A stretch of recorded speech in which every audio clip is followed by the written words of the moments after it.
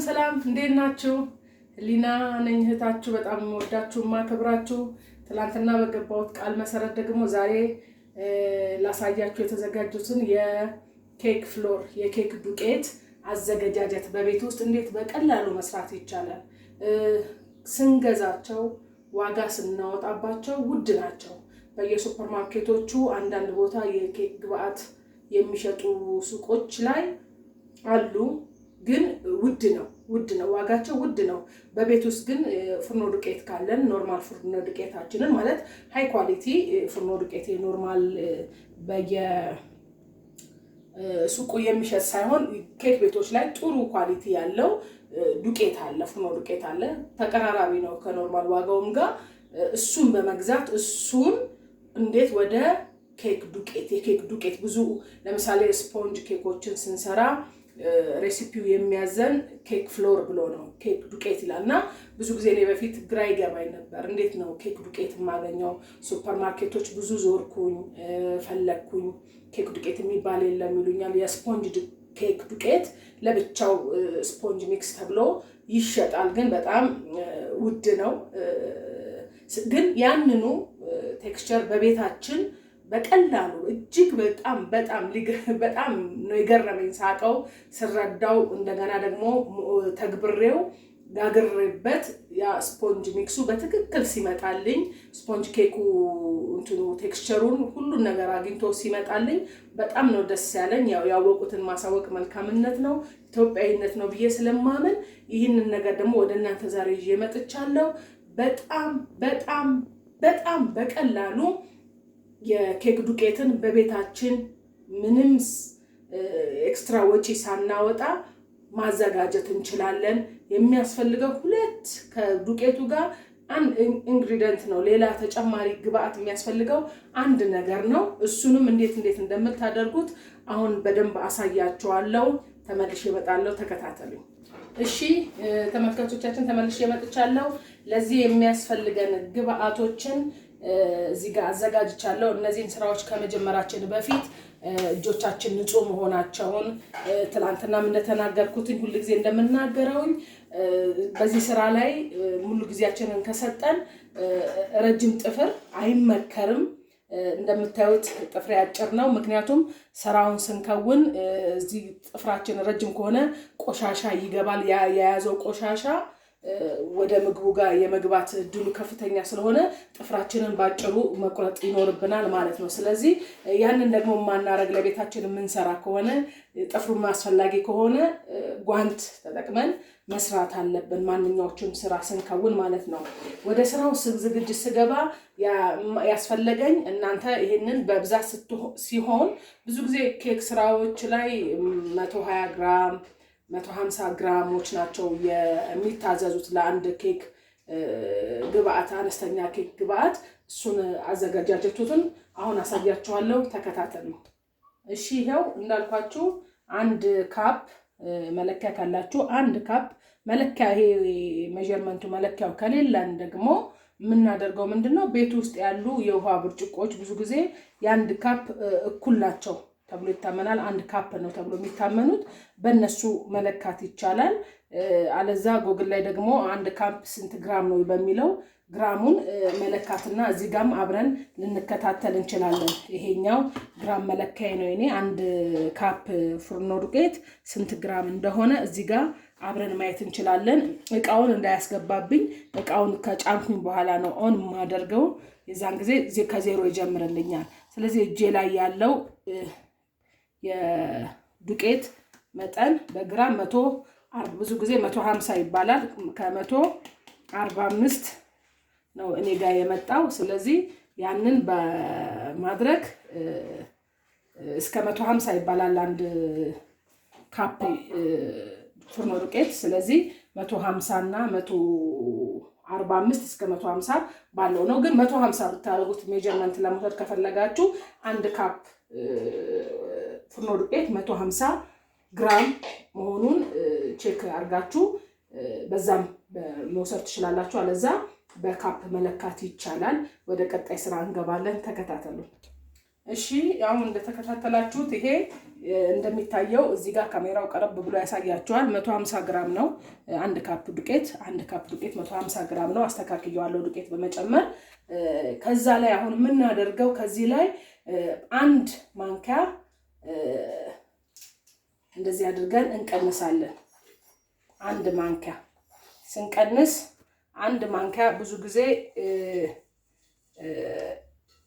8 ግራም ነው። በግራም ስለካው 8 ግራም ነው።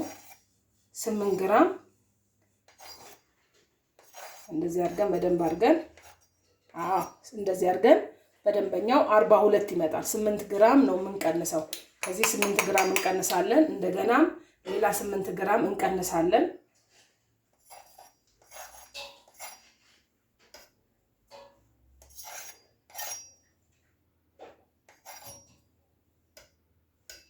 ሌላ 8 ግራም እንደዚህ አድርገን እንቀንሳለን።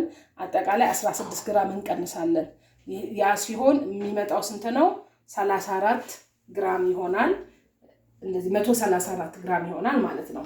ይሄንን 134 ግራም ሁለት ወይ ደግሞ 2 የሾርባ ማንኪያ እንቀንሳለን። አንድ የሾርባ ማንኪያ 8 ግራም ነው።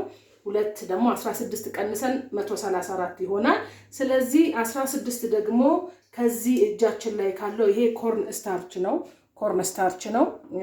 ትናንትና እንዳሳየኋችሁ እዚህ ጋር ኮርን ስታርች አለኝ። ይሸጣል፣ የተለያዩ ሱቆች ላይ ይሸጣል። ይሄ ደግሞ ኮርን ፍሎር ነው። ሁለቱም ጥቅማቸው በስያሜ ረገድ ነው እንጂ ልዩነታቸው ጥቅማቸው አንድ አይነት ነው። የተወሰነ ከለር ለውጥ ሊኖራቸው ይችላል። ጥቅማቸው ግን አንድ አይነት ነው። ስለዚህ አሁን እዚህ ጋር 16 ግራም ምን ብያለሁ? ቀንሻለሁ። 16 ግራም ይሄንን ኮርን ስታርች ምን አረጋለሁ? ወደሱ እጨምራለሁ ማለት ነው። ኮርን ስታርች ሄቪ ነው። ኖርማሊ በተፈጥሮ እንደ ፍርኖ ዱቄት ሳይሆን ትንሽ ይከብዳል።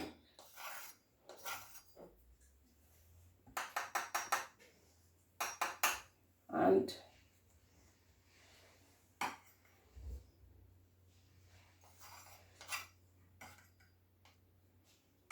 ኤግዛክት ሜዠርመንት ማድረግ አለብን። ይሄንን ፍርኖ ዱቄት ምን እናደርጋለን? እንጨምራለን። ይሄው ኤግዛክት ስንት ሆነ? 150 መጣ ማለት ነው። የነበረበት ላይ ተመለሰ ማለት ነው። ስለዚህ ይሄንን ይሄ ኮርን ስታርቼ ነው፣ ወደ ቦታው መልሳለሁ። ይሄ ፍርኖ ዱቄት ነው 16፣ ይሄኛው 150 መጣ ማለት ነው። ይሄ 150 የመጣልንን 16 የቀነስነውን 16 ጨምረናል። ግዴታ ከ16 ግራም በላይ አይጨመርም ኮርን። ስለዚህ ምንድነው የምናደርገው አሁን? ቀጣይ ሂደት እንደዚህ ጠቅጠቅ ያለች ወንፊት መንፊያ እናዘጋጅና ይሄንን ዱቄት የቀላቀልነውን እንነፋዋለን ማለት ነው። ስራው አላለቀም፣ ተከታተሉኝ፣ የትም እንዳትሄዱ። ይሄንን እንደዚህ አድርገን እየነፋ ነው። በደንብ ጠቅጠቅ ማለት አለበት ከኮርን ስታርቹ ጋር በደንብ በመዋሃድ ላይት የሆነ ቴክስቸር ማምጣት አለበት ዱቄቱ። ስለዚህ የዛን ጊዜ ነው ትክክለኛውን ኢንግሪዲየንት የምናገኘው፣ የኬክ ዱቄትነቱን የምናገኘው። እንደዚህ ጠቅጠቅ ባለ ወንፊት ነው ልንነፋው ያስፈለገው። ቀጣዩን ይህን ስጨርስ ደግሞ እንገናኛለን። መልካም ቆይታ። እንዳያችሁት እስካሁን አንዱን ጨርሼ ነው ሌላ የጨመርኩትኝ። አንዱን ስጨርስ አካባቢዬን ጸዳ አደርጋለሁ። ኬክ ስራ ላይ ቶሎ ቶሎ ጽዳት ይፈልጋል። ከስር ከስር ማጽዳትን ይጠይቃል። ይሄ እንዳያችሁት እቺ ወንፊቷ በጣም ጠቅጣቃ ነች። ቀስ እያለች ነው የምታወርደው። መሆንም ያለበት እንደዛ ነው። ምክንያቱም ላይት የሆነ ዱቄት ቴክስቸር ማግኘት ካለብን ጠቅጠቅ ማለት አለበት ወንፊቱ። እንደምታዩት በቃ እንደ እንትን ነው፣ እንዴት ነው የሚባለው? ብናኝ ነው የሆነው። ልክ እንደዛ ቀስ ብሎ ሲዋሃድ ከበቆሎ ስታርቹ ጋር ኮርን ስታርቹ ጋር እንደዛ ይዋሃዳል። እንትን ይላል። ብዙ አድካሚ ይመስላል እንጂ ያን ያህል አይደለም። ጥሩ ነገር ለማግኘት መድከም እንዳለብን ትናንትናም ተነጋግረናል። በዋጋ በፍራንክ ብንገዛው ውድ ነው፣ ኤክስትሪምሊ ውድ ነው። ቤታችን ደግሞ ፍሬሹን ምንም አይነት ፕሪዘርቬሽን ወይ ደግሞ ማቆያ በሌለው ብዙ ጊዜ እነዚህ የኬክ ዱቄቶች ከውጭ ነው የሚመጡት። ስለዚህ ቤታችን ውስጥ ግን ፍሬሽ በሆነ መልኩ ማዘጋጀት የሚበቃንን መጠን ስንሰራ ተነስተን የምንሰራበት ቀን ያንኑ እናዘጋጃለን ማዘጋጀት እንችላለን ማለት ነው። እና እንደዚህ ውስጥ የቀረውንም አሸት እናደርገዋለን። ይቀራል ደቃቅ ስለሆነ አያችሁ ቶሎ እንኳን አይደለም የሚቀረው ስቴጅ አለው። ስቴጁን ይደፋል ማለት ነው። ምክንያቱም ዱቄቶች ሲገዙ የተለያየ የስንዴው ገለባዎች ሲፈጩ ያለፉ ምናምን ይኖራሉ። እነሱ ኬኮቻችንን ያበላሻሉ። የሚያበላሹ አይመስሉም፣ ግን የሚፈለገውን ቴክስቸር በጣም ዴሊሺየስ የሆነ ስራ ለመስራት ጣፋጭ የሆነ ፐርፌክት የሆነ ስራ ለመስራት ፐርፌክሽን ይፈልጋል። ስለዚህ ያንን ፐርፌክሽን ደግሞ እንደዚህ በስራ ነው የምናመጣው። ከሰራን በደንብ በስራት ግብታዊ የሆነ ዝም ብሎ ንካነካ ሳይሆን እንችላለን። አቅሙ ካለን እና ጊዜው ካለን በደንብ ይሄንን አሁን ቤታችን ብዙ ጊዜ ልጆች ኖረውን ቶሎ ቶሎ የምናዘጋጅ አይነት ከሆነ እንትን እናደርጋለን። እንደዚህ ዌስቴጅ ትሆናለች መጨረሻ ላይ እሷን እዚህ እናወጣታለን። የማትሄደውን እናወጣታለን፣ እንጥላታለን ማለት ነው። አሁን የመጨረሻው ዙር አይ ቲንክ ቀርቶኛል። እንግዲህ 150 ግራም ትንሽ ነች። እሷ ነች በዚህ ደረጃ የምትነፋው። በአንድ ጊዜ ነፍተን አንጨርስም፣ ስራው አያልቅም። ወደ 3 ጊዜ ይህንን እንትን እንደጋግመዋለን። የዛን ጊዜ ነው ላይቲንጉ የሚመጣው የኬክ ዱቄትነት ቴክስቸሩን የሚይዘው። ደጋግመን እያገለባበጥን ይሄንን አሁን የነፋሁትንም ድጋሚ ወደዛኛው በማገላበጥ ድጋሚ ይሄንን አሁን ሳደርገው የነበረውን ተግባር እከውናለሁኝ። ተመልሰን እንመጣለን፣ ጠብቁኝ። እሺ ይሄው መጨረሻውን ጨርሰናል። ይሄንን ወጪውን እንደዚህ እናወጣለን። ከዛ ደግሞ አሁን ይሄኛውን የጨረስነውን ፓርት እሱን ደግሞ መልሰን ምን እናደርጋለን? ሁለተኛ ዙር እንጀምራለን። ሁለተኛ ዙር ከመጀመራችን በፊት የምትጠቀሙትን ኪችን ታውል የምትጠቀሙ ጨርቅም የምትጠቀሙ ሰዎች እናንተ አዲስ ነው አጋጣሚ ኪችን ታውሉ እሱን ምን እናደርጋለን?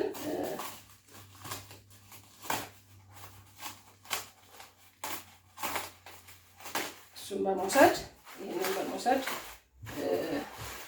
እቃችንን ይሄንን የመጀመሪያው የተለያየ መጀመሪያ ስናመጣም ትንሽ እርጥበት ካለ እንደዚህ ይይዛል። ስለዚህ እሱን ጽድት አድርገን እናወጣዋለን ማለት ነው። ይሄኛውን ሳህናችንን ሜክሹር ጽድት አድርገን ማጽዳታችንን እናረጋግጣለን። ልክ እንደዚህ ካረግን በኋላ መልሰን ደግሞ ይሄኛውን ምን እናደርጋለን? ይሄ ቀድም የነፋነውን እናወጣለን። መልሰን እዚህ ውስጥ ቀስ ብለን በተረጋጋ መልኩ እንደዚህ እያዘጋጀን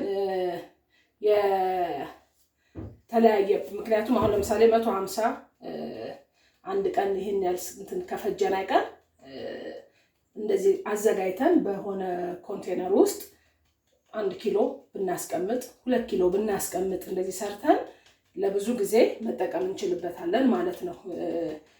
ልክ ስራው ሲመጣ ብድግ አድርገን እንትን እንላለን። አንዳንድ ጊዜ ምን ይሆናል መሰላችሁ?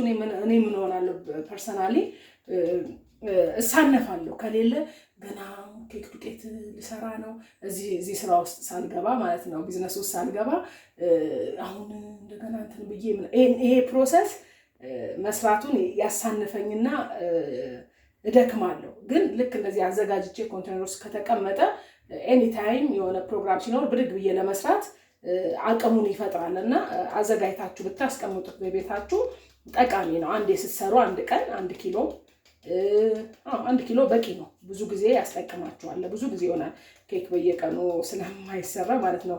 ብዙ ልጆች ካላችሁ በሳምንት አንዴ ከውጪ ከሚገዙ ኬኮች እኔ ፕሪፈር የማደርገው በቤት ውስጥ የሚዘጋጁ በጣም ወሳኝ ናቸው ብዬ አምናለሁ። ምክንያቱም ክሬሞቻችሁን በነገራችን ላይ ከዚህ በኋላ ክሬም አሰራሮችን አሁን ቀጥሎ በሚኖረን ቪዲዮ የኮንዴንስ ሚልክ የሚባል ብዙ ጊዜ ለኬኮች ስራ ለኩኪሶች ስራ ኮንዴንስ ሚልክ ጨምሩ፣ ኮንዴንስ ሚልክ ይገባበታል ይሄን ያህል ብሎ ኢንግሬዲየንቶቹን ሲዘረዝሩላችሁ ኮንዴንስ ሚልክ ይባላል።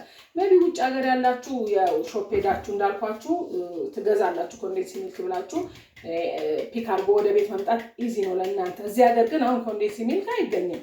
ስለዚህ እሱን ደግሞ በቤት ውስጥ እንዴት አድርገን ነው ኮንዴንስ ሚልክን የምናዘጋጀው የሚለውንም በሚቀጥለው ቪዲዮ በሰፊው በደንበኛው ፍሮም ስክራች ጀምሬ አሳያችኋለሁ። ወላችሁ ሁለተኛ እንኳን እየተነፋ በጣም እንትን ነው የሚሆነው። ደቃቅ ከሆነ የምትነፉበት እቃ ሊያደክም ይችላል። ግን እሱንም ታግሰን ውጤቱ በጣም ቆንጆ ነው። እውነቴን ነው። እኔ እየሰራሁኝ ነው፣ ስራም ላይ ቢዝነሱም ላይ ያለሁኝ እየሰራሁ ነው። በጣም በጣም በጣም በጣም የሚገርም ቴክስቸር፣ በተለይ ስፖንጅ ኬኮችን ለመስራት ስትፈልጉ የሚገርም ቴክስቸር ነው የሚሰጣችሁ። በቀጣይ በሚኖሩን ስፖንጅ ኬክ እንዴት በቤታችን እንደምንሰራ፣ ፐርፌክት የሆነ ስፖንጅ ኬክን በቤታችን እንዴት እንደምንሰራ፣ የተለያዩ ኩኪሶችን ጣፋጮችን ጠቅላላ እንዴት እንደምናዘጋጅ ቪዲዮዎችን እለቃለሁ። ተከታተሉ፣ አብራችሁኝ ነው። በጣም ወዳችኋለሁ። ይሄን ሰርቼ እመለሳለሁ። እሺ ይሄው ተመልሰን መጠናል። ያው ጨርሻለሁ። ሁለተኛው ዙር እንደዚህ ተጠናቋል። አሁን የምናደርገው ምንድነው? መልሰን ይሄንኑ የቅድሙ ሳህን ልክ እንደዛው ይሄንንም እናጸደዋለን። ይሄንንም ጽድት ባለ ሁኔታ እናጸደዋለን። ወደዚህ እናጸዳለን። እንደገና አካባቢያችንን መልሰን ምን እናደርጋለን? እናጸዳለን። የኬክ ስራ እንዳልኳችሁ ከስር ሲጸዳ ደስ ይላል። እንትን ንጹህ ነገር በነገራችን ላይ ለመስራት በጣም ያነሳሳል። ትርክርክ ያለ ነገር ለመስራት ብዙ አነሳሽ አይደለም እና ቶሎ ቶሎ እንደዚህ አይነት ስራዎችን ስንሰራ ብዙ ጊዜ እንደዚህ ጣፋጭ ስራዎች ላይ በተለይ ኢትዮጵያ ውስጥ ዝንቦች ያስቸግራሉ፣ ይመጣሉ ጣፋጩን ፍለጋ። ስለዚህ ከስር ግን እንደዚህ የምናጸዳ ከሆነ ንጽህናውን የምንጠብቅ ከሆነ ያ ነገር አይከሰትም። ስለዚህ ሜክ ሹር ቶሎ ቶሎ ከስር ያሉ ነገሮችን ማጽዳት አለብን። ይኸውላችሁ እንደምታዩት ይሄኛው ቴክስቸር አሁን እየተቀየረ መጣ። የመጨረሻ ቆንጆ እየሆነ ነው። አሁን የመጨረሻውን ሶስተኛውን ዙር ነፍቼ እንጨርሳለን። ተከታተሉ። እንግዲህ ይኸውላችሁ ሶስተኛው ዙር እንደዚህ በሚያምር መልኩ ነው የሚወርደው።